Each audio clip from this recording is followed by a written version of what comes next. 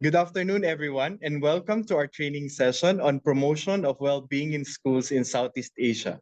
Again, I am Josh from the Simeo Regional Center on Sufficiency Economy Philosophy for Sustainability, and it is my pleasure to be your MC for this afternoon.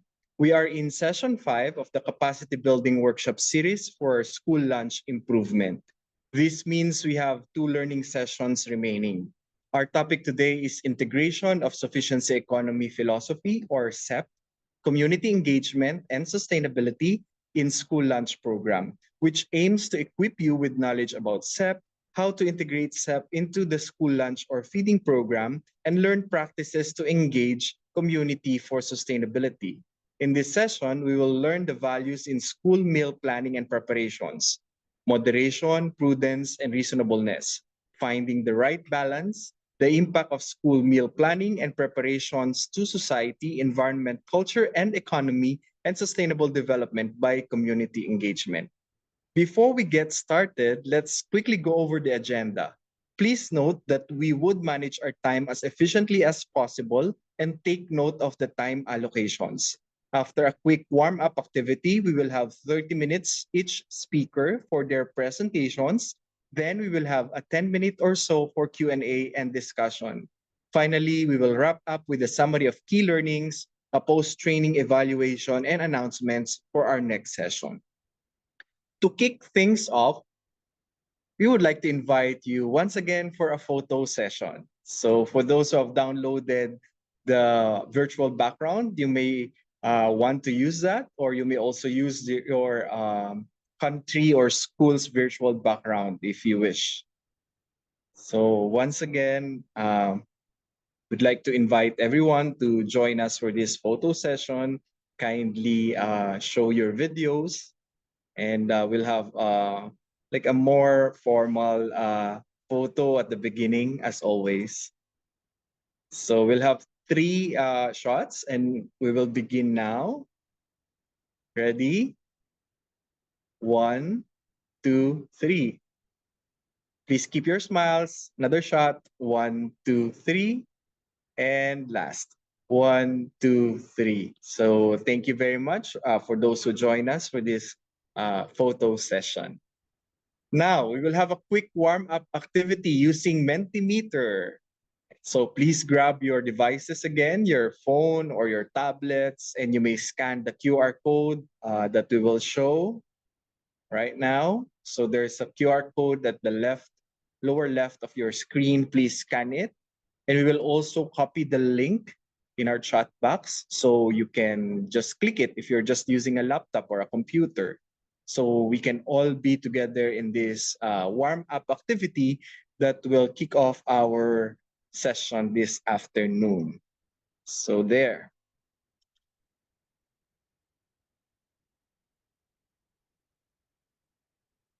We now have 55 participants in our virtual meeting room. So we'd like to invite all of you. Again, please scan the QR code if you're using a phone or a tablet. And you may also join us using the link at the chat box.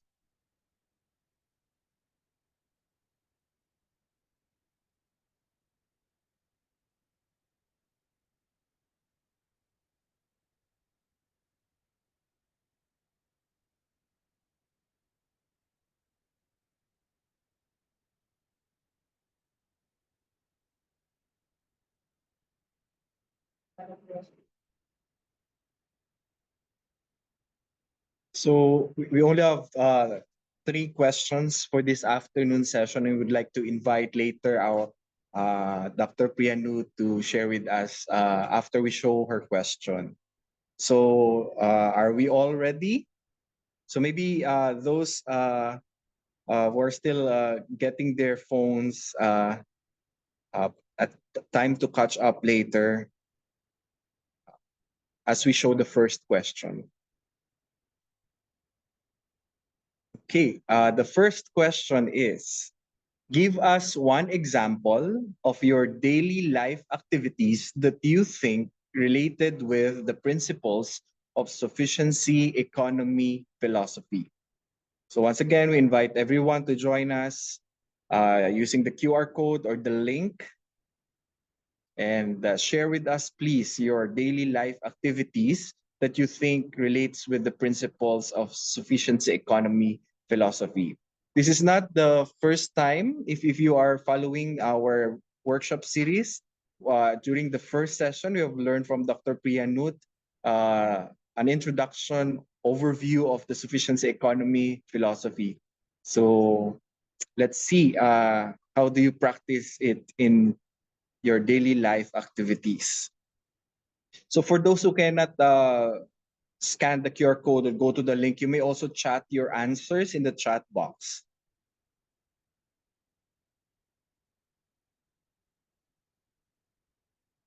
Please give us an example of your daily life activity that you think relates with the principles of sufficiency economy philosophy.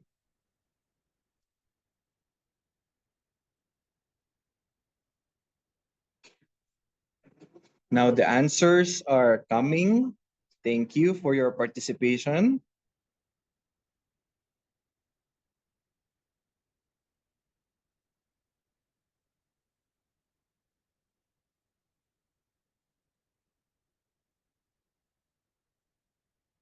Okay, let me read some of the answers.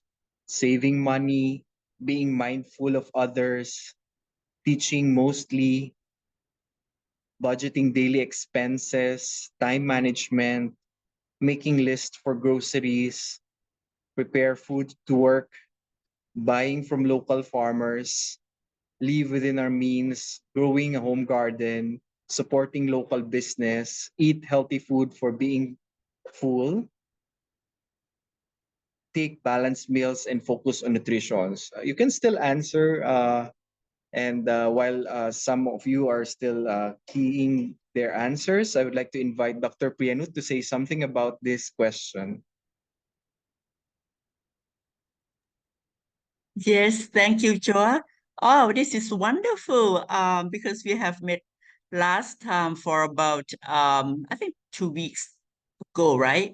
And you are just fantastic participants because I think you really understand what we have discussed about sufficiency economy principles. John, this is wonderful. All of these answers, spend wisely, and modestly, and also having saving money too, living within our means. Wow, you really get to the point of sufficiency economy philosophy. Growing the home garden, yes. Having live a balanced life, with the environment as well, prepare food for working. This is really prudence. I love all of these answers. Thank you so much for your participation. Use natural fertilizer. Yes, and compost. Wow, this is a subject that we will discuss today too. Budgeting, using resourceful efficiently, buying locally produced food, avoid unnecessary purchases. These are also activities that we will integrate into a school lunch program. Avoid overconsumption. Yes. And avoid over eating of fast food, something like that too. Thank you Thank so much, you. Josh. Get back Thank to you. you. Thank you, Dr. Priyanut. Yeah, I agree with you. And we thank our participants for sharing with us the practical examples of their application of sufficiency economy philosophy. Okay, we'll proceed to the next question. Since we're talking about school lunch program or providing for school meals, we'd like to ask, what are your school's practices in providing meals to your students? So you may answer as many options as possible. So please share with us, what are your school's practices in providing meals to your students? So again, if our participants have difficulties in accessing Mentimeter, you can also put your answers in our chat box and I will read it for you.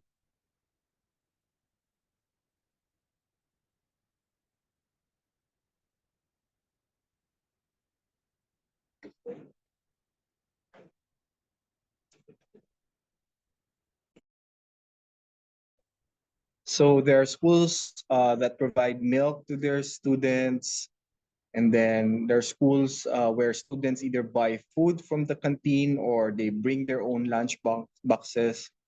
They practice sanitation and food safety. There's a free meal every day.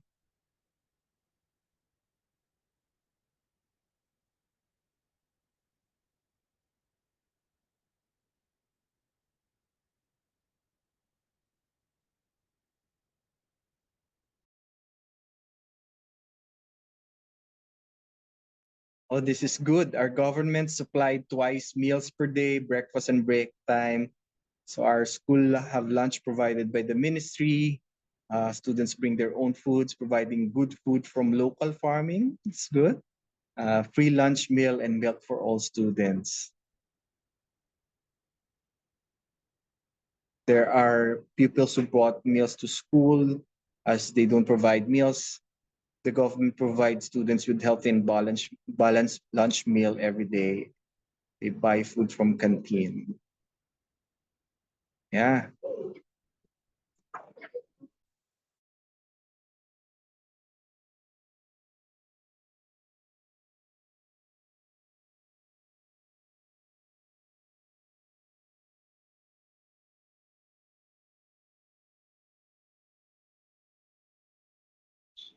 All right. Thank you for sharing your school's practices in providing meals to your students. I think this will also give our speakers an idea for their advice to us during their presentations. And I remember that most of us during the previous sessions really highlighted the budget as an issue, but we know that we can be creative in this intervention. So we'll know in this session what else can we do if our ministry or our government does not provide for school meals. So thank you. These are really fantastic answers. Now, let's proceed to the last question. And this is just very easy. You just have to click the options. So the question is, do you have community partners or parents providing support for school meals to your students?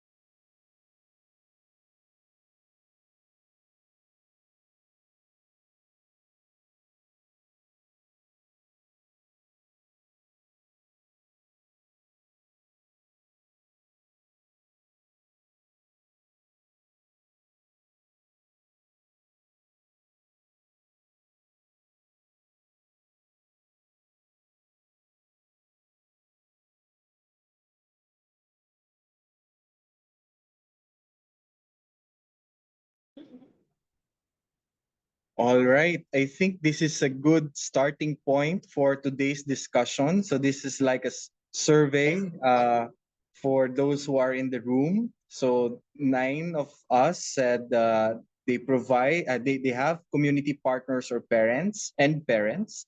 Two said they have community partners only. Three have parent partners only, and most of us in the room saying that we don't have community partners or parents providing support for school meals. So don't worry. I think this is still a great starting point for today's discussion, and I would not hold you any further. And since our speaker is here now, I'd like to introduce to you, and it is my pleasure to welcome Dr. Priyanut Dharmapia, Senior Advisor, Sustainable Development and Sufficiency Economy Studies Center at the National Institute of Development Administration, or NIDA, here in Thailand. She is also our governing board member from Thailand in the Simeo Regional Center for SEPs, and she's the chairperson of the governing board. So without further ado, I'd like to invite everyone to please give Dr. Priyanut the Zoom round of applause. Hello, everyone. Thank you so much, John, for your very fantastic introduction. We don't have so much time, so I think I will start with my presentation. I will share my screen. I think I can do that. Okay, great. Okay, now we have my screen now. Right. Yes, I have met you all, I think about 2 weeks ago, and today I will go further in depth because I have promised all of you that I will give you um, a practice, the best practice in Thailand. I will talk about maybe 3 issues today regarding how to integrate SEP, into school lunch program, and also, engage the community into the program as well. But first of all, I think I would like to clarify what does it mean when we integrate SEP into the school lunch program, which I will a little bit push to the school health improvement. Because school lunch, we should not just look into just providing nutritious food, right? But we should look into a holistic health program. Okay, that's the first thing. The second one, I have prepared some clips of the best practice school in China. There are so many schools, but I have selected a small school in the rural setting so that maybe you can see that the ecosystem is similar to our school. Maybe they can do it. Maybe we can do it too. And lastly, my final points will be give some suggestion if you would like to start implementing this community engagement based on sufficiency economy philosophy in your school lunch program. Because from all participants, I have noted that 22 of you, maybe you come from same school, but you don't have any community engagement in your school. Maybe we can start doing step by step from learning from our best practice case from Thailand. Okay, this is just a review. We know that to be sufficiency based lifestyle, we have to think thoroughly before we act, before we do, before we speak. We think thoroughly. How? We think with knowledge in a wise way. We think and we plan to utilize our resources in a moderation way, in a reasonable way, and with prudence. And then we look into the outcome that it should create a balanced economy among economy, society, environment, and culture. So that's a review of service economy philosophy. I think everyone understand, pretty much already from my last class. So I'll go further. Um, this is like I'm giving an answer just right away. Usually we should just go through many discussions to come to the conclusion. But I think I just put it right at the beginning. Okay, when we talk about school lunch program, we think about to provide nutritious meals for the kids, right? Well, sometimes maybe to teachers too, but well, mainly we focus for students, nutritious meals. But that's the focus. But when we expand our scope of thinking and planning to cover sustainability, sustainable development. So what is the sustainable school lunch program? Yes, we still would like to provide nutritious meals for the kids, but it should be the ways that we should reduce the cost, reduce waste, even going to no waste, and especially the chemical exposure for kids in this modern time, right? Well, I give an example, like, we should try to reduce non-recyclable plastic packaging. Even though, a school don't provide school lunch, but students have to, buy from canteen. Can we do that? Try to reduce the non-recyclable plastic packaging. I think we can. So that will move us a little bit further on the sustainability path. Food waste, a lot of food waste coming from school lunch, even from canteen or, from what school providing to students. How can we reduce that? Make it into no waste, put it into compost or fertilizer. There are a lot of things that we can do. We just have to have the will to do it. Make our school lunch program be sustainability, right? And the next step, not only sustainable, if we would like to move it further to be sufficiency economy or sufficiency based sustainable school lunch program, a little bit harder, but I think we can do it. I just give a keyword. Be responsible in production and consumption. A lot of people may think about SDG number 12, right? SDG goal 12. Being less having production and consumption responsibility. Yes, that's the case. How? How? First of all, as you mentioned about, saving, be mindful, or eat wisely. Yes, those is the mindset, is the way we think that we should live a wise life or a moderate, consumption, not always consuming. We think first, have that SEP mindset and translate it into lifestyle. That's the ways to achieve sufficiency-based, sustainable school lunch program. That's the thinking. And when we act, we do things. How can we know that we are on the right track? I just put a simple word, circular economy. Circular economy is that we try to use all our resources, bring it back, utilize it. Some people say this is no waste economy. Yes, it's similar, but circular, emphasize more on the action, bring everything back to use circular economy so that we can observe that, are we on the right track of sustainable school lunch program based on service economy philosophy? Yes, to be able to achieve the circular economy, we ask you to think about make best use of local wisdom. See, we talk about cultural dimension, if you remember, and also local resources. A lot of our participants mentioned about, local resources. I'm so happy that you still get this point. And also because sufficiency thinking is about prudence, it's about thinking ahead, and it's about improving continuously based on feedback and outcome. So that's providing new knowledge and experiences to make tomorrow better than today. So this is an answer from me first, that if we think about SEP-based sustainable school lunch, this is the case. Okay. Now, how can we do it?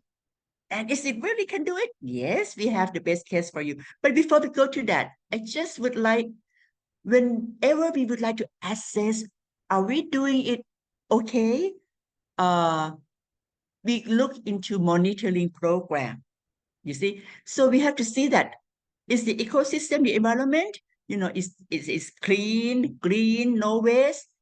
School, is it safe? Or, what we are doing with school lunch program is saving money or not, right? And when we are providing school lunch program, is it based on caring and sharing and also cultivating this culture in our school, that society part? And lastly, the local resources, right? That's very important, the local wisdom. So when we monitor at the outcome level. Now, I think we have seen this, so I'm just showing this, to just remind it. And before I go to the base case, so this is my summary. But I just would like to ask you, and I talked to Kun Piyapa also, that school lunch program should put into a big picture. We should not just focus on working on school lunch program because it may not be sustainable if it just by itself. That's why today we talk about community engagement. We talk about how to apply SEP, the thinking into planning. So I would like to mention that school lunch program should be one part of the healthy school environment. You see, if we implement SEP in school policies, right? By promoting balanced diet, reducing waste. So school lunch program should start from the policy based on sufficiency economy philosophy. And because the headmaster or the director of the school would involve by setting this policy, what would happen? Then the school should create a supportive environment that encourages both, I would like to mention, physical and mental well-being. When we talk about health, in Thailand, we always mention two dimensions, physical and mental. So those are the key words when we apply SEP to create this school lunch program. It should be put into a healthy school environment. And also, we have, I think we have health subject too. I think all schools would have, the same as in Thailand, physical, subject, right? Physical exercise subject, something like that. So we can integrate SEP into health education, in those subjects, right? By promoting, students should understand about sustainable and healthy lifestyles. So those are the point that I would like to mention, because I know that after this online coursework, you will go to develop your own, school lunch program. So please keep in mind that put the school lunch program within the big framework, the healthy school environment.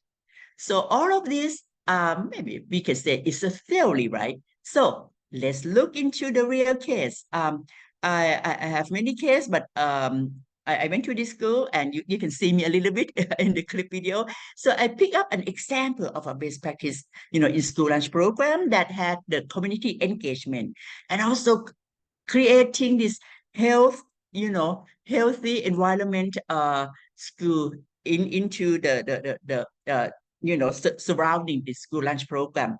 It's called Ban Nong Bua Dang School in Chiang Rai province. Well, you can see in the north, right?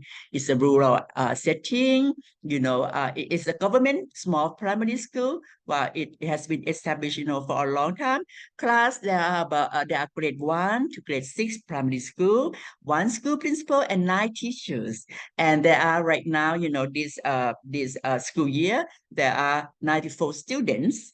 The context is rural, agriculture, and middle income families. So to understand more about the context of the school, I would like our friend to show us the first clip, please.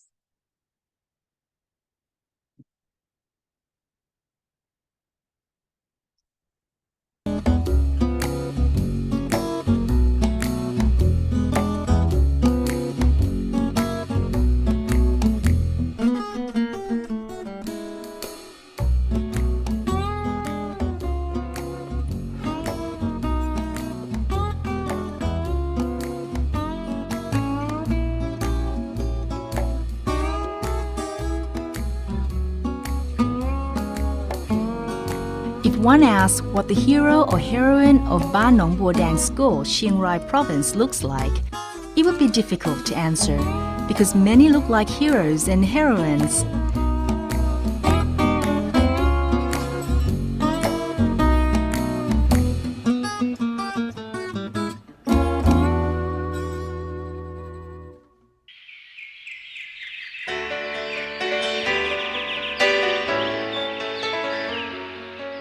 Ban Nong Bua Dang School is a Sufficiency educational learning center and a Buddhist school. The school is managed under cooperation from all parties. Teachers, pupils, parents, school board and local organizations take part in the education management. Focusing on sufficiency pupils, train pupils to live sufficiently and applying the sufficient philosophy to benefit themselves, their families and society.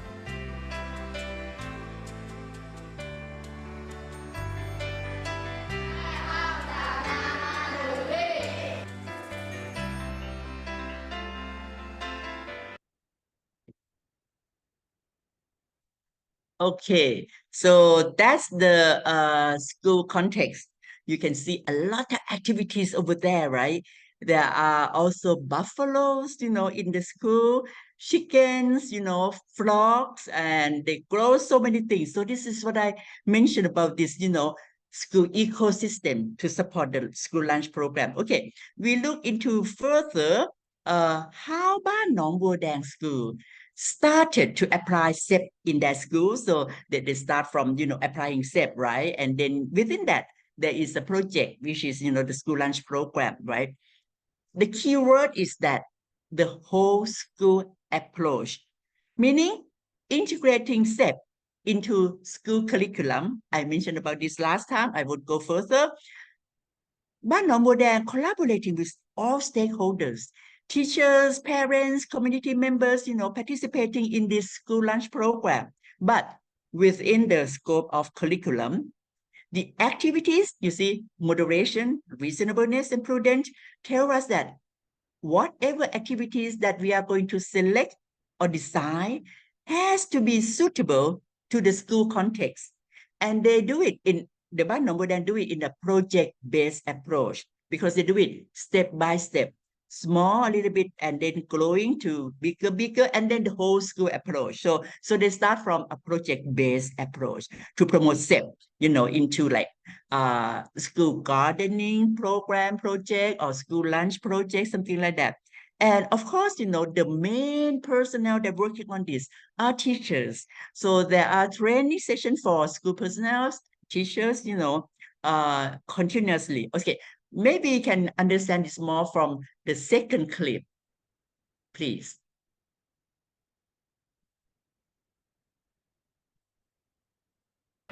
ในขณะที่เราทำไปด้วยเราก็วิเคราะห์ถึงว่าสิ่งที่มันจะเป็นไปได้ในการขับเคลื่อนบางครั้งในกิจกรรมที่เราทำอาจจะใช่ในที่อื่นแต่ไม่ใช่ในบริบทของเราเราก็มีการปรับเปลี่ยนให้กิจกรรมต่างๆนั้นให้เหมาะสมกับบริบทของโรงเรียนขึ้นก็มีการปรับแก้อยู่เรื่อยๆจนถึงปี 2554 เราทำงานกันเป็นคณะโดยมีองค์คาพยพของทั้งผู้ปกครองทั้งชุมชนทั้งคณะกรรมการหันษาและครูบาอาจารย์ได้มาช่วยกันในการขับเคลื่อนหลักปรัชญาตัวนี้ก็เกิดเป็นรูปแบบที่พอจะเป็นแบบอย่างเป็นตัวอย่างให้กับโรงเรียนในเครือข่ายได้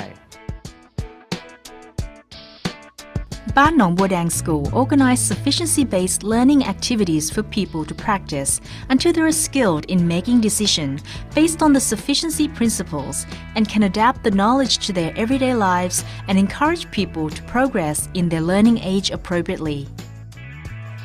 นี่ตัวเมียนะคะถ้าตัวเมียมันจะไม่มีจุดดำนะคะสองข้างนี้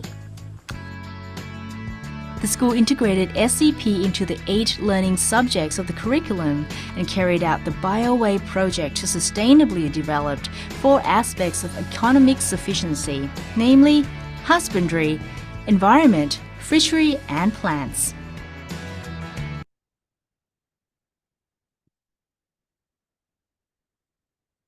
Okay, you can see that, this is what we call learning basis. Okay, students has to learn science, science for primary education, right? But they learn about frog, they know how to, see difference between female frogs and male frogs, something like that.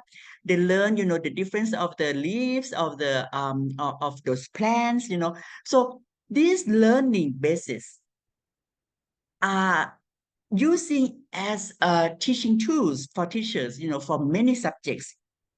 That's one part, integrating into the curriculum.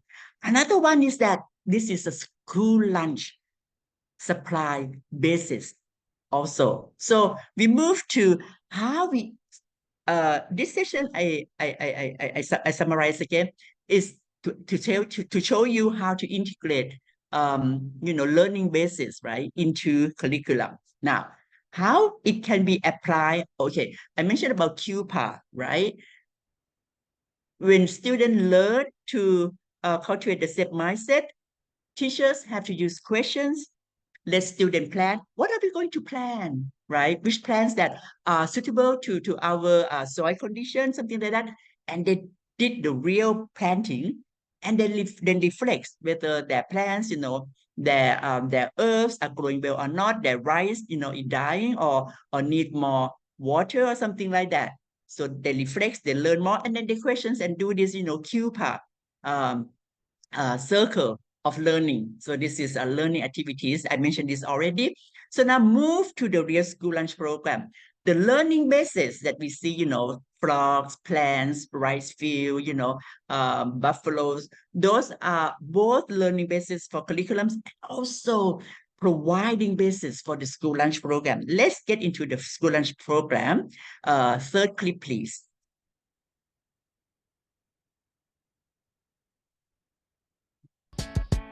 Moreover, Ban Nong Bodang School runs projects in accordance with and support of outstanding school projects such as Agriculture for Lunch, School Bank, Sufficiency Food, and activities to promote moral peoples. ส่วนกิจกรรมที่มองเห็นชัดเจนของหลัก3ห่วง2เงื่อนไขนั่นก็คือโครงการอาหารกลางวันแบบพอเพียงนะครับนั่นคือเราฝึกให้เด็กรู้จักการรับประทานอาหารให้มีความพอเพียงนั่นก็คือคำว่าพอประมาณนะครับคือประมาณตนว่าจะรับประทานอาหารขนาดไหนที่ตัวเองจะอิ่มความมีเหตุผลก็คืออาหารที่เด็กนักเรียนจะทานนั้นนะครับต้องการทานอะไรแล้วทานอาหารประเภทนั้นแล้วมีคุณค่าอย่างไรภูมิคุ้มกันก็คือเด็กนักเรียนได้ทานอาหารที่มีคุณค่าพอเข้าโรงอาหารแล้วนะครับฝึกให้เด็กรุ่นพี่ให้โอกาสกับรุ่นน้องก่อนว่าตัวเล็กตักอาหารก่อนอะไรประเภทนี้นะครับอันนี้คือเรื่องของฝึกวินัยเรื่องของคุณธรรมในปัจจุบันนี้การรับประทานอาหารซึ่งภาษาสากลเขาเรียกว่าบุฟเฟ่ตัวเนี้ยนะครับชุมชนเริ่มมองเห็นความสำคัญของโรงเรียนว่าเป็นการลดต้นทุนหรือค่าใช้จ่ายอย่างเห็นได้ชัดผู้อำนวยการท่านประชุมท่านจะมาถามผู้ปกครองก่อนนะคะว่าถ้าโครงการนี้จะมีข้าว1 ถังพลัง1 ปีผู้ปกครองจะพร้อมด้วยไหมผู้ปกครองก็ยกมือพร้อมกันผู้ปกครองทุกคนเห็นชอบด้วยโครงการนี้ค่ะก็มีแต่ที่นี่นะคะที่โรงเรียนที่นี่นะทำค่ะ At the same time, there is continual promotion and training for school personnel in order to develop the teachers' skills and knowledge and to become role model for sufficiency by applying SEP to their everyday lives and being a real-life examples for pupils.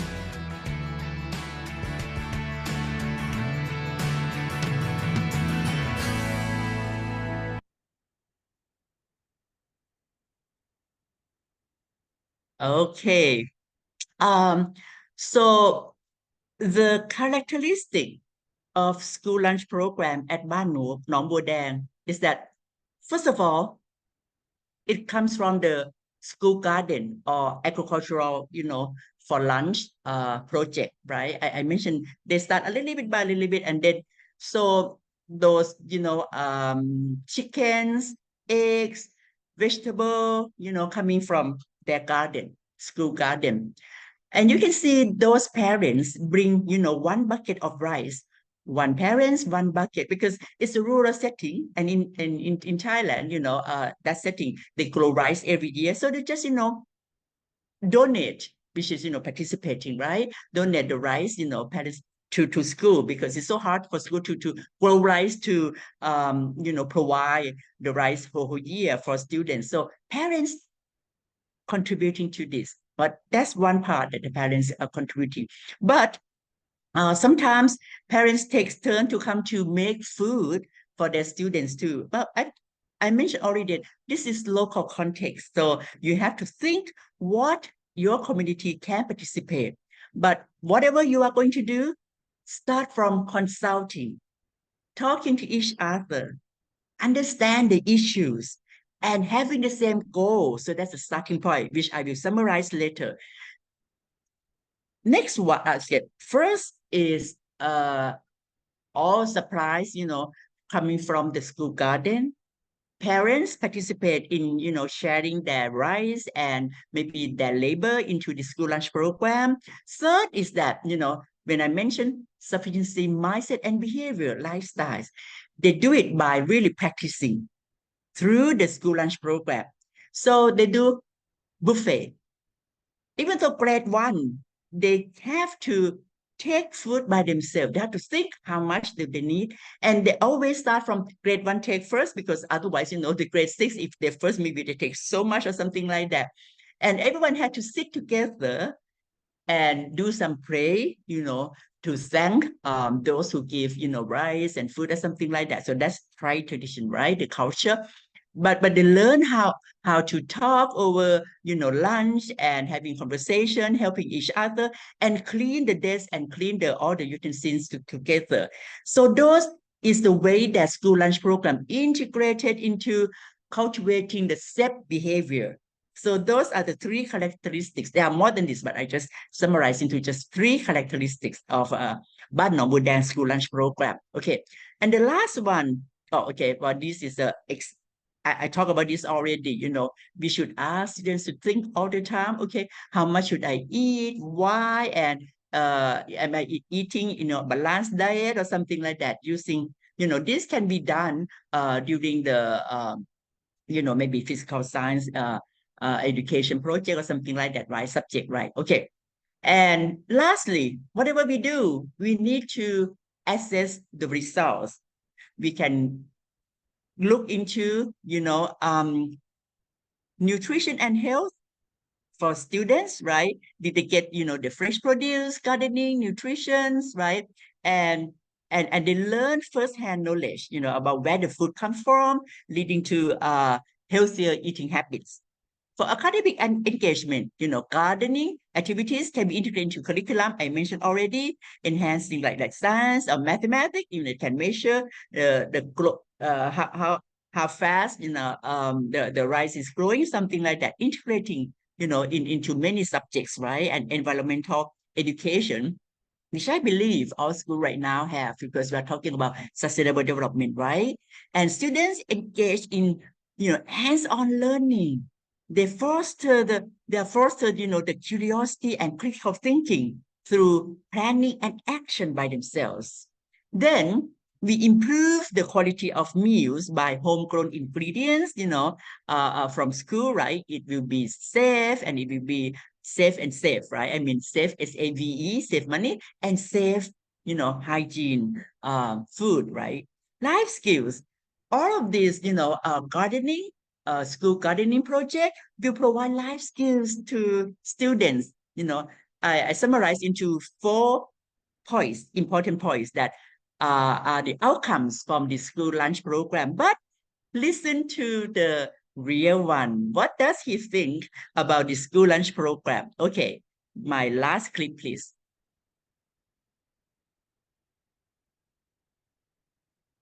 ก็เรียนรู้จากคุณครูไพลินเนี่ยครับให้สอนการใช้การปลูกผักแล้วก็นำเมล็ดมันมาใช้ยังไงเนี่ยครับแล้วผมก็จำเอาแล้วก็เอาไปปฏิบัติที่บ้านจนได้พืชมากเพียบเลยเพราะว่าผมก็จะเดินไปขายถามเขาว่าเขาจะซื้อผักไหมก็รู้สึกดีใจครับรู้สึกดีใจที่ได้นำเงินเข้าบ้านช่วยลดภาระของปู่ที่ทำงานอยู่คนเดียว Okay, that's it. You see, our kids are not just working in the school garden only, but they take the skills, experiences, and knowledge back home and do it by themselves too, right? Okay, now I come to my last point. I think I have only 1 minute left, right? Okay, right. Yes, 1 minute left. Okay. What are the lessons learned from this, and can be applied as a strategy for your implementing your own plan? I have 2 words, step-by-step development. To apply SEP in all school activities and student daily life, Ban Buddha start from a very small project. They do the gardening first, they integrate into curriculum, and then when they have, enough plans and activities, projects, that then they move into school lunch, right? And the main second point is you have to collaborate with all stakeholders, teachers, parents, community members, or maybe private sector, that maybe some private enterprise surrounding your school. I think everyone would like to support for a nutritious meal for kids in their community. So work with everyone, starting step by step, 1 project to 2 projects, do it little by little.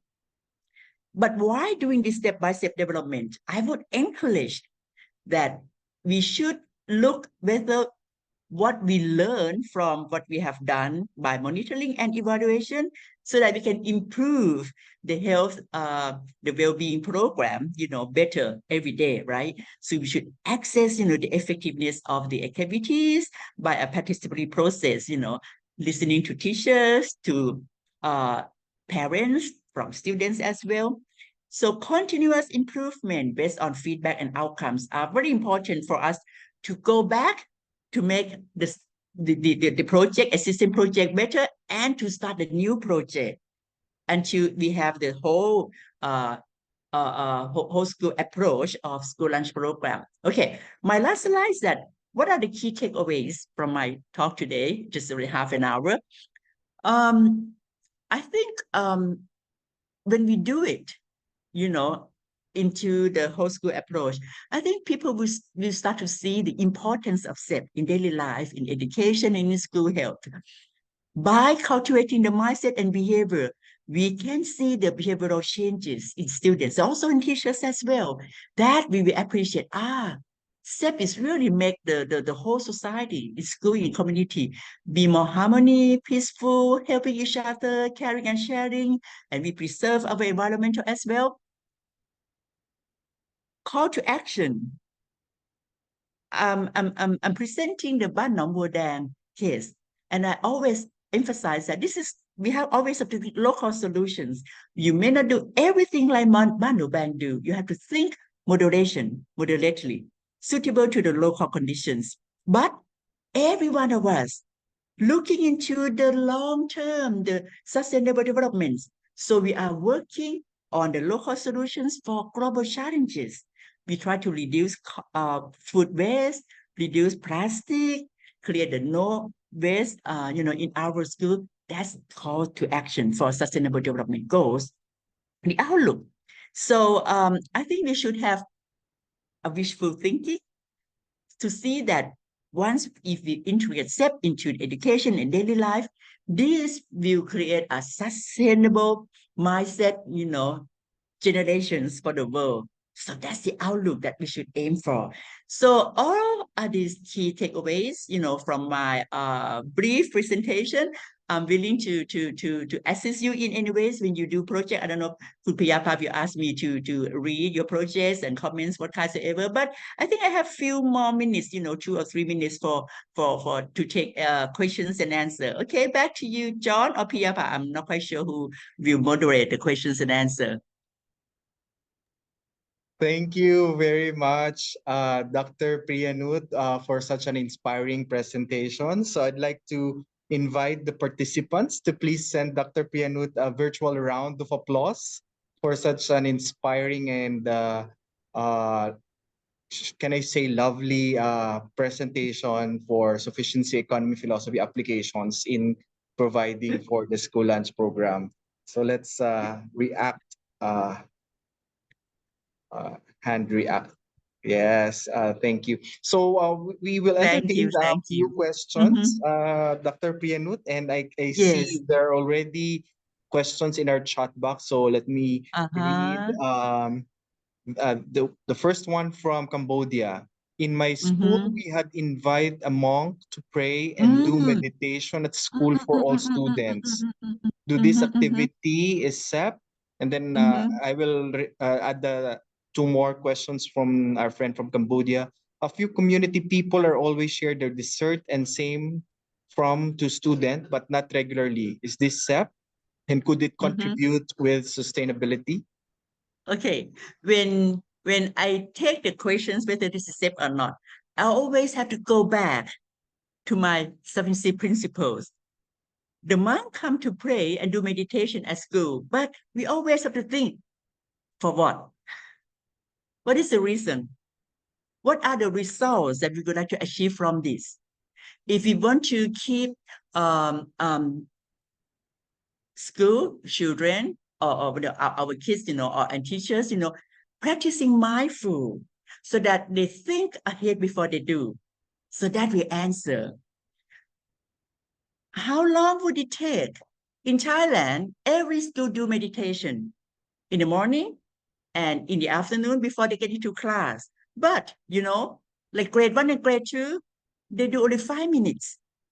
But for grade 5, 6, they do maybe 15 or 20 minutes. Why? Moderation.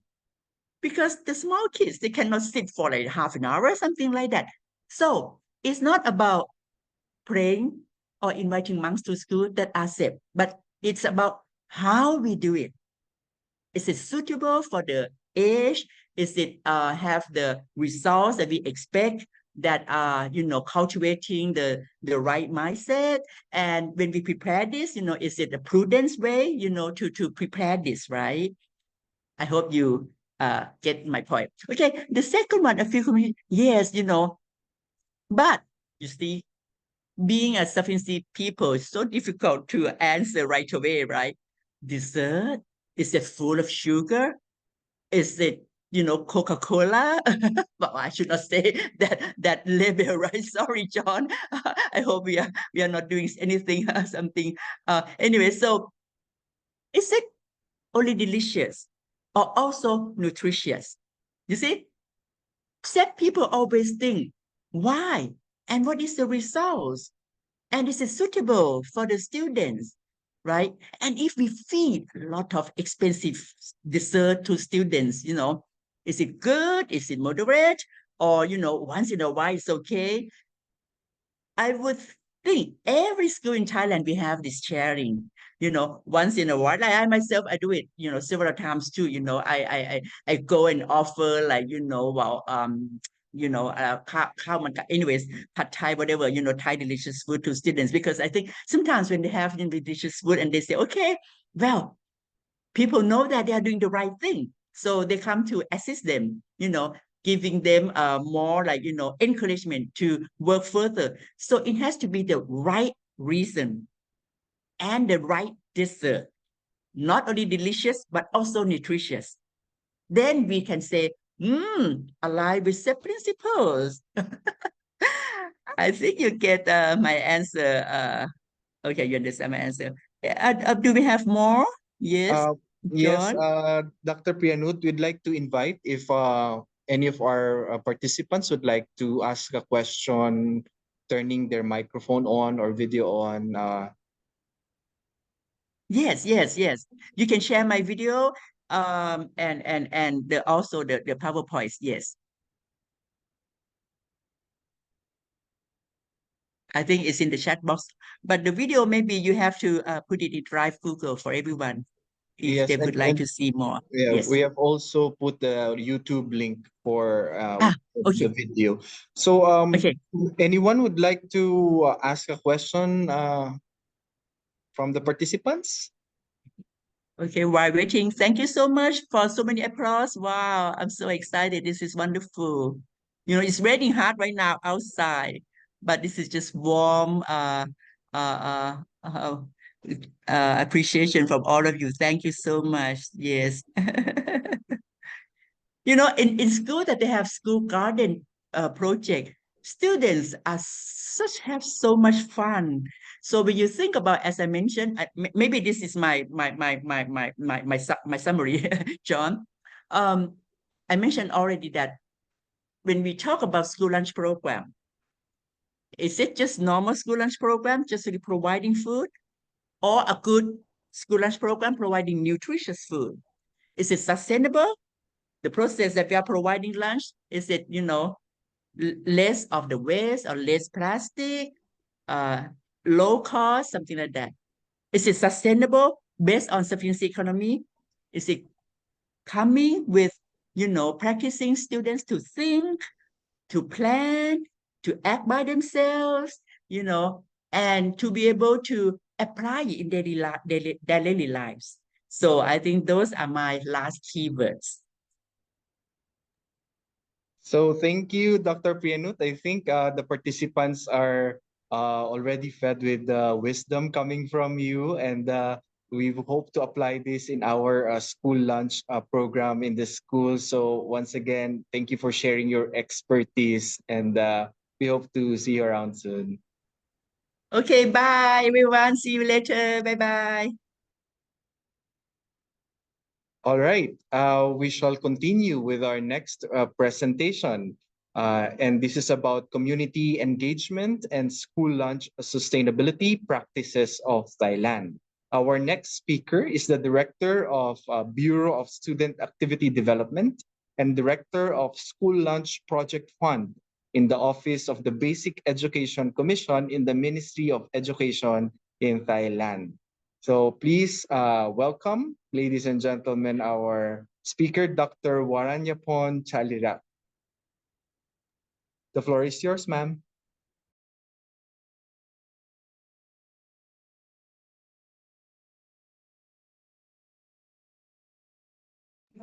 Doctor, can you please unmute? We still cannot hear you.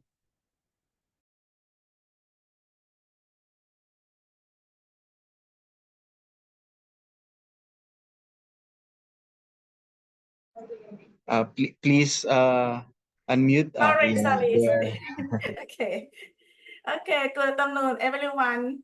My name is Dr. Waranyaporn Charilak, Director of Bureau of Student Activity Development and Director of School Run Project Fund, Office of the Basic Education Commission, Ministry of Education, Thailand. Today, I will be giving a talk about School Run program in Thailand. Implementation of School Run program in school under the Office of the Basic Education Commission. Management of School Run program in small schools. Background and government policy related to the School Run program. The School Run program was initiated by government to address malnutrition among children. It was found that many primary school students lack adequate lunch or has insufficient quality time. Leading to goals issue not meeting the material of public health standards.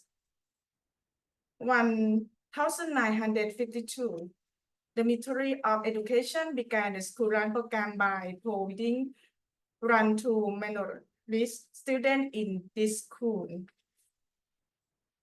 1987, the Office of the National Primary Education Commission managed on school to implement the School Run program under the slogan 60th birthday of the Great King, no hungry primary students, to urgently address the malnutrition issue among students. 1991, the government assistance for malnourished primary school students by enacting the School Run Fund Act to combat malnutrition. 1999, the cabinet approach for providing run to all students from pre-kindergarten to grade 6 every day. 2001, the Ministry of Education transfers the run budget to the Ministry of Interior, following the decentralization. 2008, the cabinet approved increasing the run subsidy from 10 baht to 13 baht per student per day.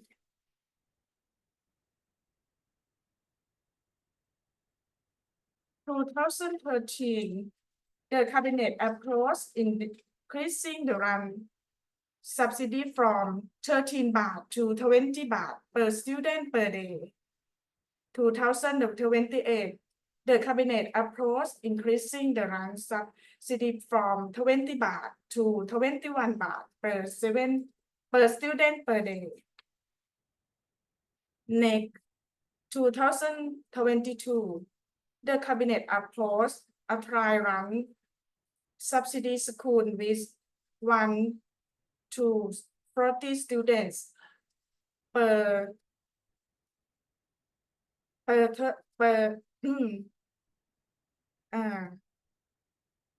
sorry, with 1 to 40 students, 36 baht per student per day school with 41 to 100 students per 27 baht per student per day school with 101 to 120 students per 24 baht per student per day schools with over 121 students per 22 baht per student per day.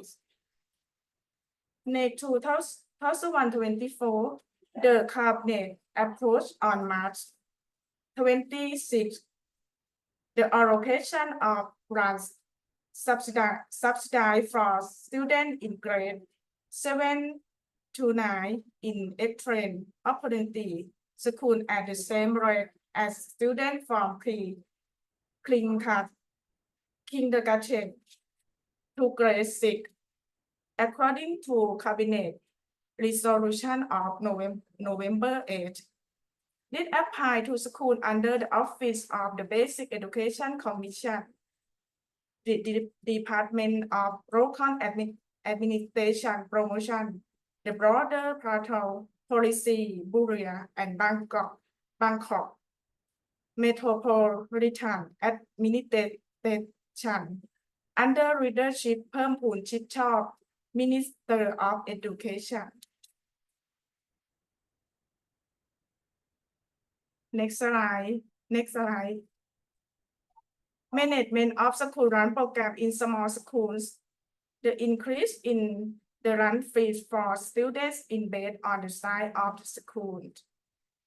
Value add project for school food with communities and network parents.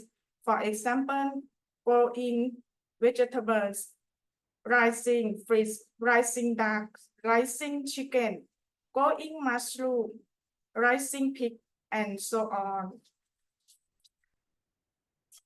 Community network. Increasing network in the community such as having volunteer prepare food for students to eat. Donating raw material to school for use, prepare free run, or bring food to feed students on the occasion of various important days. Parents help bring raw material to donate to school. Private agency and company come to donate raw material. Example, CP, Macro, Lotus, anything else. Value add project for school food with community and network parents. The project involves allocation fund from the primary school run program to school to generate income for agriculture products. The income will be used at support school run program, ensuring that all students receive adequate and nutritious meals. It may also be used to provide supplementary foods for students and generate a revolving fund for the project. Objective 1. Promote school-based food production. Support school run program to improve nutrition.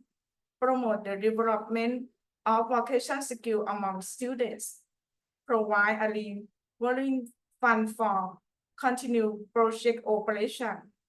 Added malnutrition issue, stunting, watching, overweight. Next project to promote nutrition equality for students for malnutrition. The implementation of nutrition equality project for students with malnutrition activity to support and address student malnutrition and to reduce to malnutrition problem among students and support those with malnutrition to receive nutritious foods. This is ensure that the growth of students which does not meet to military or public health standard.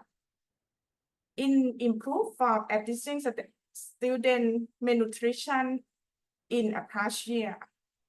It was found that many students still suffer from malnutrition. Students have the weight for high, reaches below or above standard, and high for S, reaches below the standard. The Office of the Fund for School Run program in primary school recognize the malnutrition problem among students. Therefore, it allocates the fund interest in support the school run program in primary schools. It assists schools under in the jurisdiction of the Office of the Basic Education Commission and Efficient Agency of Education Institution. Reducing in the malnutrition problem among students in school. Objective to support school in solving the malnutrition problem, to promote the provision of appropriate meal for students for malnutrition, to encourage school to have the management system rely to manage malnutrition.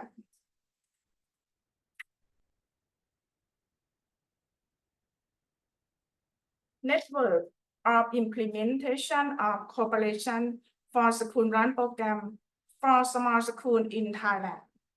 Number one, Department of Health, Ministry of Public Health for cooperation in developing the school run system.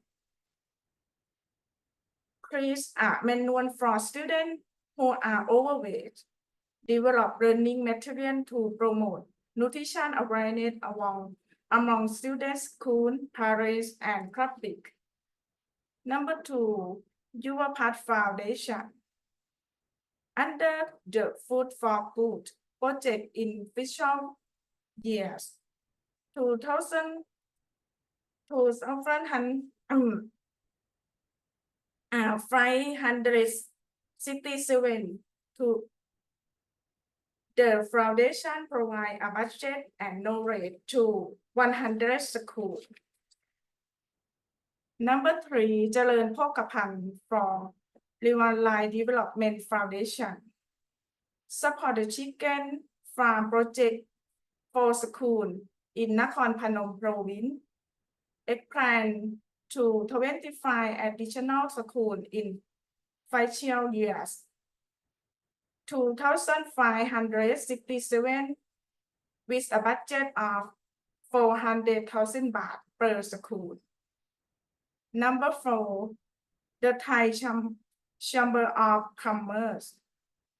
Under the campaign to promote egg consumption in school, the association provides free eggs to students 3 eggs per week for semester. A pilot project conducted in 4 regions with 10 schools involving 1,305 students. Number 5, CP ETA Public Company Limited. Under the IMSU Happy Meal project, the company provides a budget for purchasing food ingredients for 100 schools in Lamphun and Chiang Mai province, with a total budget of 300,000 baht, 3,000 baht per school. Number 6, the Royal Bangkok Sport Cup provide grant to school to address malnutrition in 70 schools with a budget of 600,000 baht. Next, Aniyomoto Foundation Thailand has continuously provided funding for the construction of schools for over 10 years, building 180 cafeteria with a total value of over 100 million baht. Next, run menu management school, Thai school run program in Thailand. Thai school run program in Thailand is a system designed to help calculate mean and including appropriate nutritional value, the quantity of ingredient to purchase and estimate cost. The calculation can be adjusted based on the number of students to cater for and the school budget. Teacher can choose the organized meal in 2 ways. 1. Select from pre-calculated menu provided by the system, inputting new meal menu themselves, after which the system will automatically calculate the necessary information. However, if teacher use ingredients not list in the system, such locally sourced items that are not widely consumed. They can request a nutritional analysis to add this information to the system. All meal data provided to students each day is recorded and can be reviewed by relevant authorized and general public through the platform dashboard. From the 2024 academic years onward, the system will not allow retroactive data entry, ensuring that all school meal data reflect the actual mean server on that day.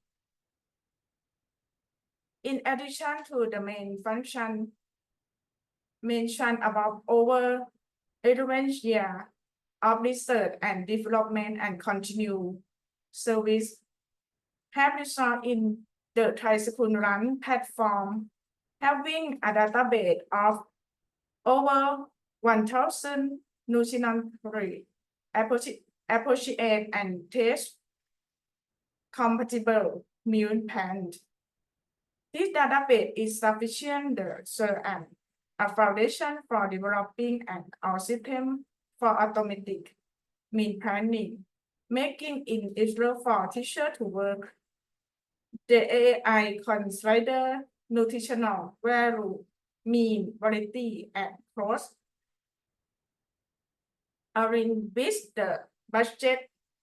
Therefore, teacher can plan meal for students in advance on a daily, monthly, semester, or 7 years basis.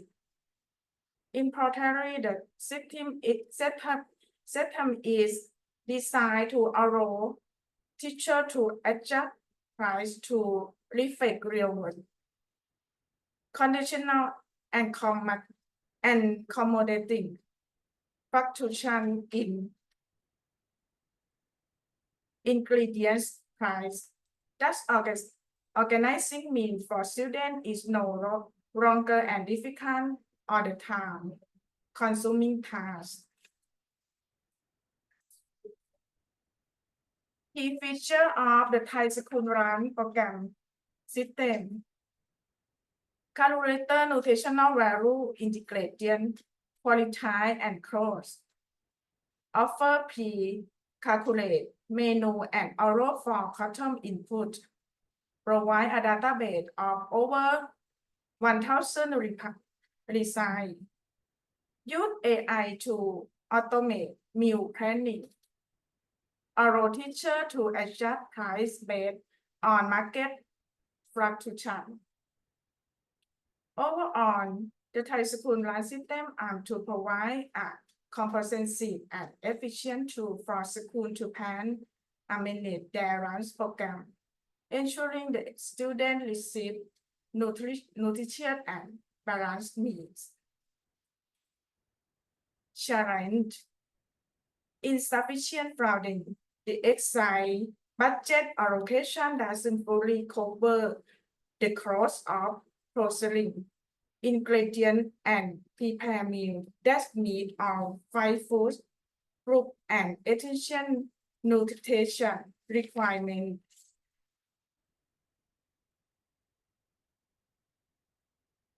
Identify for smaller school.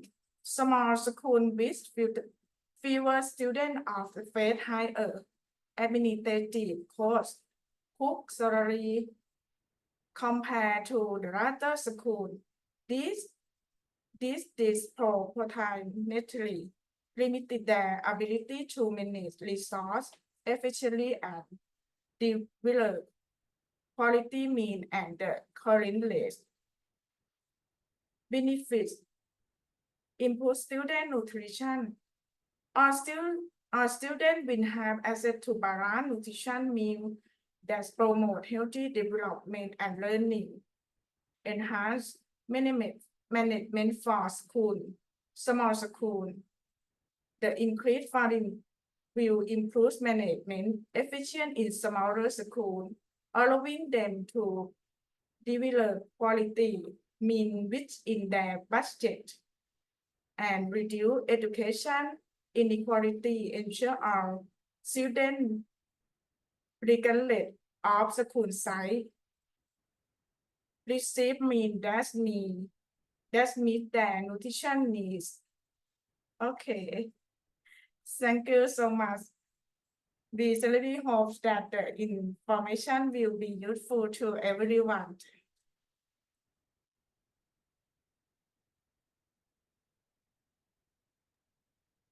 Thank you, Dr. Waranyapon, for sharing the implementation of the school lunch program under the Office of the Basic Education Commission.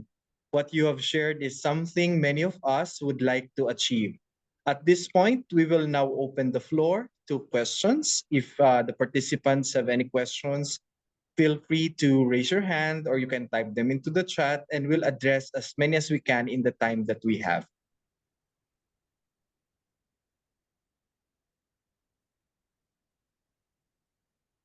So I think there's one question already in the chat box, and I would like to invite our participant from Indonesia. From, I think the school is SD Bintaran.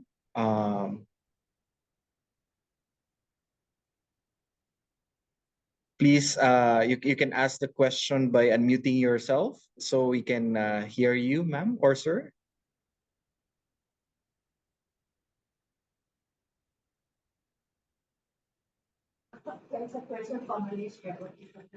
So while we are waiting for the participant from Indonesia from SD Bintaran, I would like to invite Dr. Waranyapon to respond to this question. What is the favorite vegetable meals in Thailand? Any suggestion of menu or recipe? Our question is from Malaysia.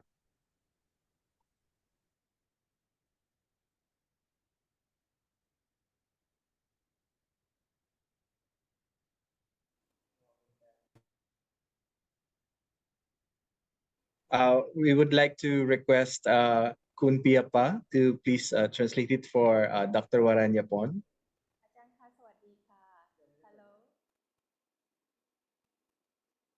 Dr. Piyapha, please answer the question for me. I'm not scared. I'm not good English language. Mr. John.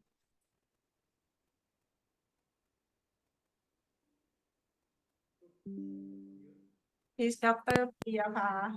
ฮัลโหลค่ะได้ยินนะคะ ค่ะ อาจารย์คะคำถามถามว่าอาหารประเภทผักอะไรที่เป็นเมนูยอดนิยมของโรงเรียนไทยค่ะ เป็นผักใช่ไหมคะ You can answer in Thai ค่ะ โอเค ถ้าเป็นประเภทผักนี้นักเรียนจะไม่ค่อยมีส่วนใหญ่ที่เป็นเมนูเดียวนี้จะเป็นข้าวมันไก่เนี่ยค่ะคุณปีรพา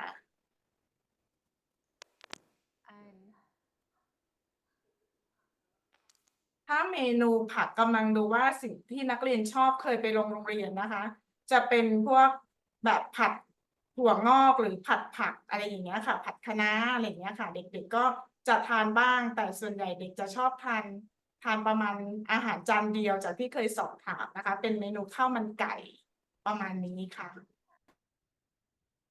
Thank you so much. So the popular menu in Thailand is the chicken hainanese rice. You know, everybody know, right? Chicken hainanese rice. I think that in Malay you also have it. In Indonesia you also have it. And for the vegetable meals, it's mostly like vegetable like cabbage, stir fry, or bean sprout stir fry with tofu, or minced pork or chicken. Right. Okay, I will type in the chat box. Thank you, Dr. Waranyapon and Kun Piapa. Is the participant from Indonesia is still here to ask the question in the chat box?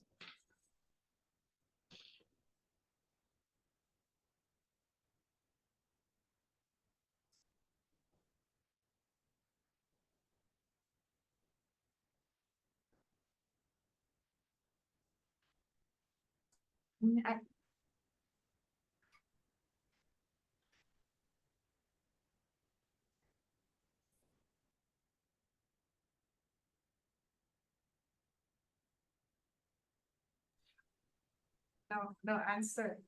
Yeah, I think No question. uh, Dr. Waranyaporn, I think in your presentation, you have shared that the answer to this question already. Should this program be held in all school, and where can we get the funds from to implement this program? I think Dr. Waranyaporn shared in her presentation that the Office of the Basic Education Commission provided for funding in all types of schools in Thailand. So yeah, I think the question has been answered already. So any other questions or comments? Are there any round of applause for our speaker this afternoon? Thank you very much. Yes. So if that's the case, Kapunakrap, Ajan, Dr. Waranyaporn, thank you for the great presentation of the experience in Thailand for providing for school meals. So we're now at the last part of our session, and let's quickly summarize the key takeaways from today's discussion. So today we have two presentations: the integration of sufficiency economy philosophy and community engagement for sustainability. And as you've mentioned in the chat box, we've learned a lot from Dr. Priyanut. And Dr. Waranyaporn, who spoke with us a little earlier, talked about community engagement and school lunch sustainability using the practices of Thailand. We've learned a lot from their sessions, and would like to go through some of the key takeaways. So SEP is a holistic and human-centered approach aimed at achieving a sustainable life, and it revolves around three core principles. By now, we should memorize this already by our heart. It's moderation, reasonableness, and prudence. SEP encourages the development of knowledge, virtues, and resilience for sustainable progress in economic, environmental, social, and cultural dimensions. And schools can integrate SEP into their policies, such as promoting balanced diets and reducing waste. We've learned from Dr. Priyanut that reducing waste is very much a component of SEP. And even if we are not providing free meals for students, just by reducing school waste in canteens, it's application already of SEP. So health education programs can be designed to align with SEP, promoting sustainable and healthy lifestyles.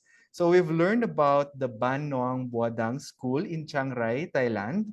And Dr. Pianut shared with us, and the video also shared with us, that the school adopted a whole school approach by integrating SEP into the curriculum and engaging stakeholders like teachers, parents, and community members.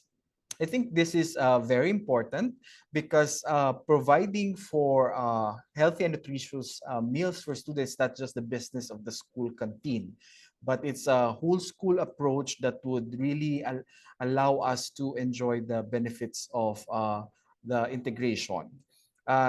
We have learned also that the project-based approach promotes SEP through the Agriculture for School Lunch project in the model school that we have shared with you.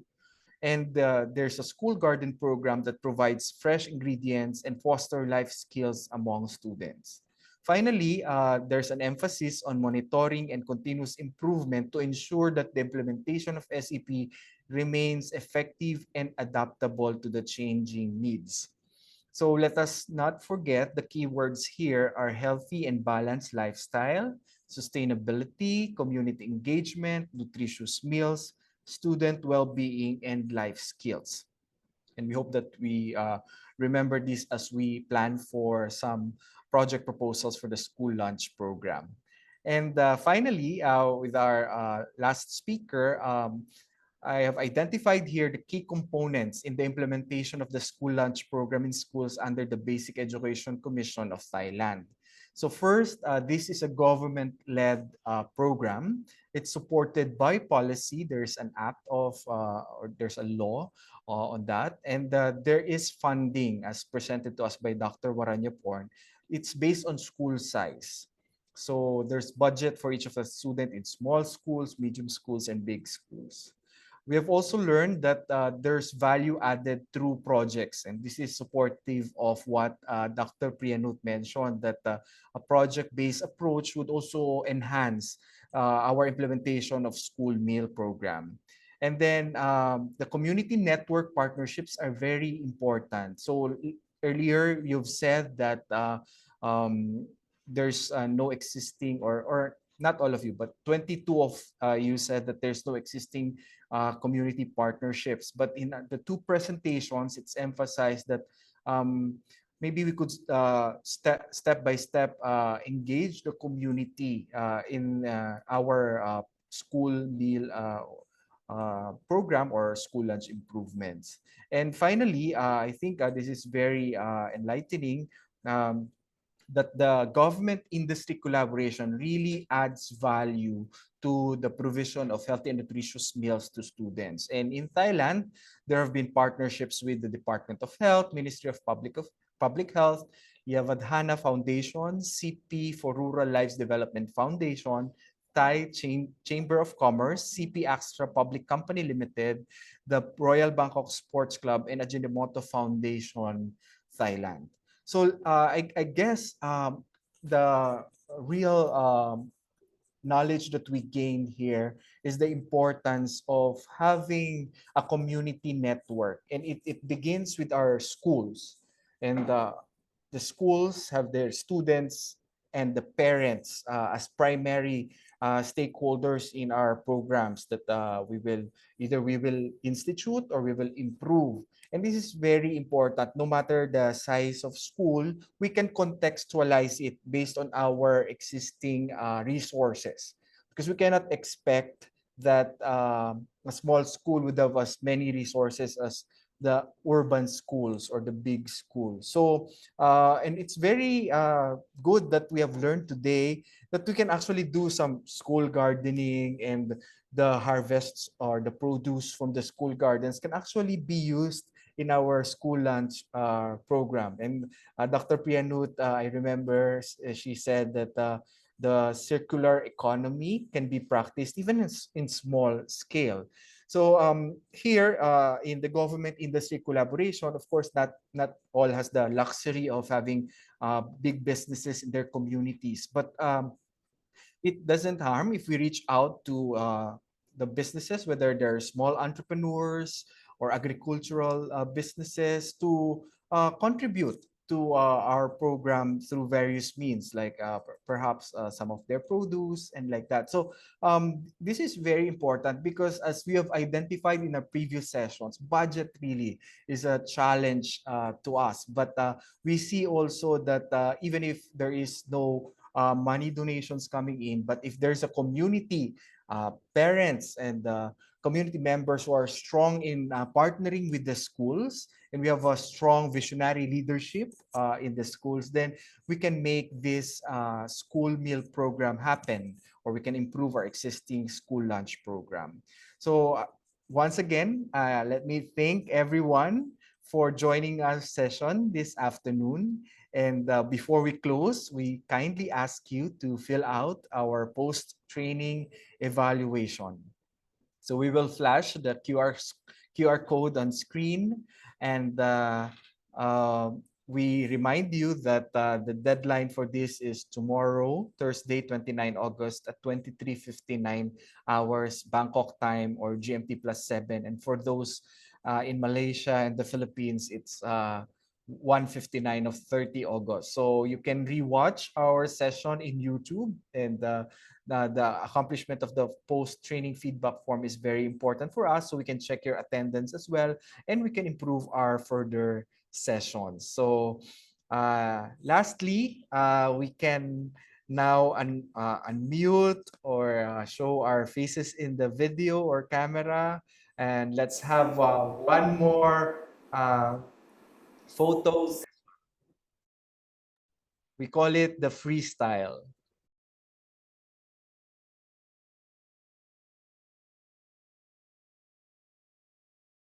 Okay, so everyone ready for our freestyle photo session?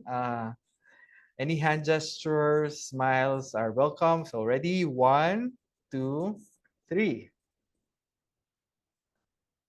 1, 2, 3. Oh, two more. 1, 2, 3. And last, 1, 2, 3. So it's been a lovely afternoon to be with you this 28th day of August and the 5th training session. So don't forget our next session, which will be on Friday, 30 August, same time, 3 o'clock to 4, 3 o'clock to 4 o'clock. It's a shorter session because we only have one speaker, and this is about contextualizing a school lunch program under one health concept. So we hope that you join us again, and we thank you for being with us today. Have a great day ahead. Bye-bye. Thank you so much. Bye. Thank you. Thank you for Thank being with you. Bye us. bye. Thank you, everyone. Thank you. Thank you.